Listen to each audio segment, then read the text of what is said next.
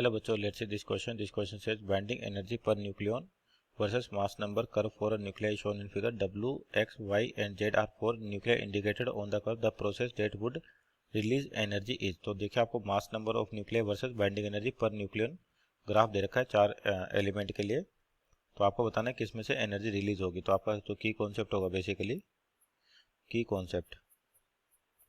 तो यहाँ पर आपको बाइंडिंग एनर्जी पर न्यूक्लियन दे रखी है।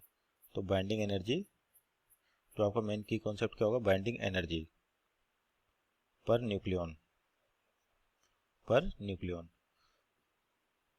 तो आपके पास जो बाइंडिंग एनर्जी यहाँ पे दे रखा है कि प्रोसेस जिसमें एनर्जी रिलीज होगी। तो एनर्जी किस में रिलीज होती है आपके पास, जिस वाले के अंदर क्या होगा बाइंडिंग एनर्जी पर न्यूक्लियन आपके पास सबसे ज़्यादा होगा वही क्या करेगा, उतनी ज़्यादा एनर्जी रिलीज करेगा। तो यहाँ पे चार एलिमेंट देख रहे हैं और चार इक्वेशन से उनके अकॉर्डिंग एक एक को चेक करें। तो जैसे पहली इक्वेशन दे रखी है आपको Y equal to two Z.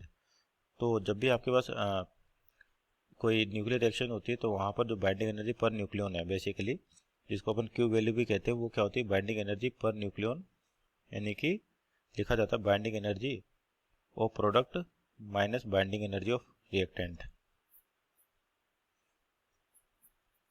ये आपके पास क्या होती है एनर्जी होती है, किसी भी सिस्टम से जो एनर्जी रिलीज होती है वो इस तरीके से लिखी जाती है, binding energy product minus binding energy of reactant. अगर बाइंडिंग एनर्जी प्रोडक्ट ज़्यादा होगा आपके पास तो यानी कि उस सिस्टम से एनर्जी बाहर जाएगी और सिस्टम से मतलब एनर्जी रिलीज होगी और सिस्टम क्या होगा स्टेबल होगा अपने पास उतना ही।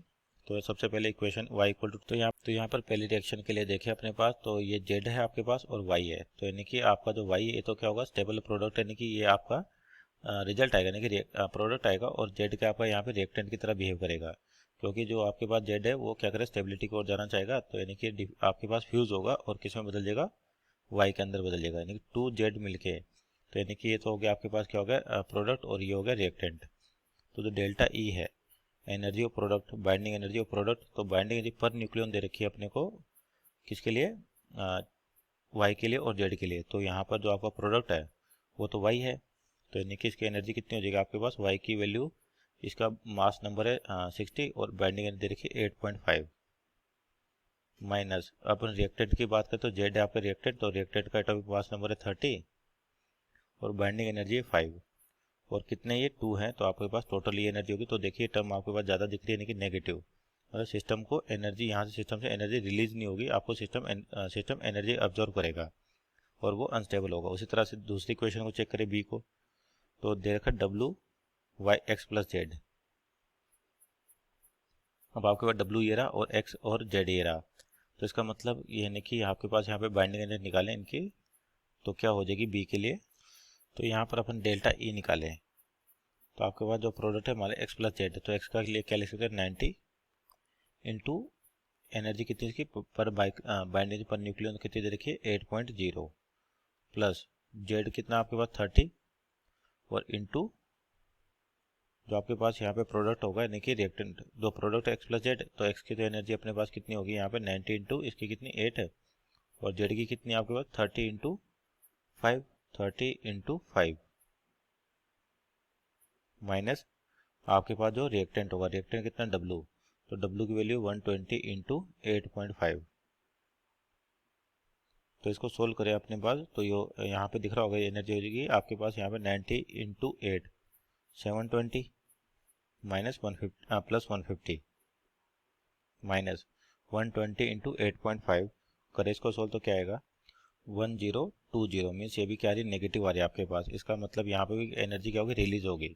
और सी ऑप्शन को इक्वेशन को देखें अपन, मान लो सी की बात यहाँ करें अपन, सी आपको क्या देगा डब्लू टू वाई, तो यहाँ पे देखिए तो प्रोडक्ट होगा आपके पास वाई होगा और ये रिएक्टेंट होगा आपके पास। तो एनर्जी जो लिखी जाती है energy of product minus energy of reactant, तो एनर्जी ऑफ प्रोडक्ट की बात करते हो आपका प्रोडक्ट कितना है 2y, तो 2 इंटू वाई की एनर्जी लिखी जाएगा, तो एटॉमिक नंबर कितना है इसका मास नंबर 60 और इसकी बाइंडिंग एनर्जी कितनी है आपके पास 8.5 और इधर कितना आपका डब्ल्यू की वैल्यू क्या है 120 इंटू 7.5। तो ये सोल्व करने पर आपके पास आ रहा है 1020 और यार 99900। तो यहाँ पर यानी कि वैल्यू ग्रेटर देन जीरो आ रही मीन्स पॉजिटिव आ रही है, यानी कि इसका मतलब एनर्जी रिलीज होगी। और डी को भी चेक कर लेते हैं, आपका डी कितना दे रखा है X equal to Y plus Z. तो इसके लिए डेल्टा ई निकाले अपन। तो आपके पास यानी कि x equal to Y plus Z देखा, तो y और z की बात करते हैं। y की एनर्जी क्या आपके पास 60 इंटू एटॉमिक नंबर कितना 8.5 प्लस z कितना 30 इंटू 5 और माइनस x की वैल्यू कितनी आपके 90 इंटू 8.0 90 इंटू 8.0। तो ये वैल्यू भी आपके पास क्या आ रही है नेगेटिव आ रही है। चेक सोल्व कर लेते हैं इसको। यहाँ पर कितना है तो ये आ जाएगा 510 प्लस 150 और ये आ जाएगा आपका 720। तो इसका मतलब ये वैल्यू भी क्या रही लेस देन जीरो आ रही मीन्स नेगेटिव आ रही है। तो यहाँ से भी एनर्जी रिलीज होगी आपके पास, सॉरी एनर्जी एब्जॉर्ब होगी और ये भी अनस्टेबल होगा। तो एक ऑप्शन दिख रहा है ऑप्शन नंबर सी जहाँ पर एनर्जी पॉजिटिव आ रही है। और एनर्जी कब रिलीज होती है जब प्रोडक्ट की एनर्जी आपके पास रिएक्टेंट से ज़्यादा होती है। इसका मतलब option number C is our right answer. Hope you understood well, best of luck.